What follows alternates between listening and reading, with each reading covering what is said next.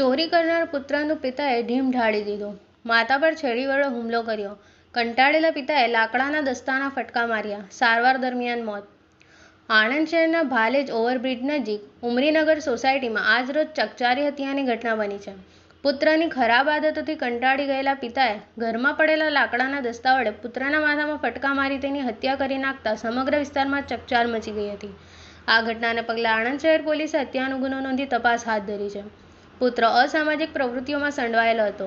પ્રાપ્ત માહિતી મુજબ ઉમરીનગરમાં રહેતો યાસીન શાહ ઉર્ફે ગબલો અબ્દુલ શાહ દિવાન કોઈ કામ ધંધો કરતો ન હતો અને ચોરી સહિત અસામાજિક પ્રવૃત્તિઓમાં સંડવાયેલો હતો.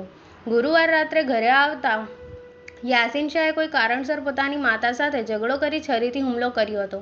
બૂમાબૂમ થતાં આજુબાજુના લોકો દોડી આવી મામલો શાંત કરાવ્યો હતો. પિતાએ લાકડાના દસ્તાના ફટકા માર્યા. જે બાદ આજરોજ ફરીથી યાસીન ઘરમાં આવી માતા પિતા સાથે ઝઘડો કરવા લાગ્યો હતો.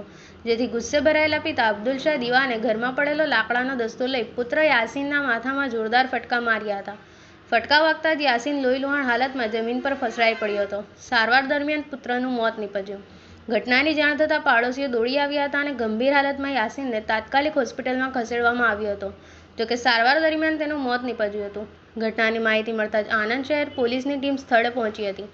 પોલીસે જરૂરી કાર્યવાહી હાથ ધરી મૃતદેહનો કબજો લઈ પોસ્ટમોર્ટમ અર્થે સરકારી હોસ્પિટલમાં મોકલ્યો હતો. પોલીસે પિતા અબ્દુલ શાહ દિવાન સામે હત્યાનો ગુનો નોંધી આગળની કાર્યવાહી શરૂ કરી છે. Bureau head Bashir Malik.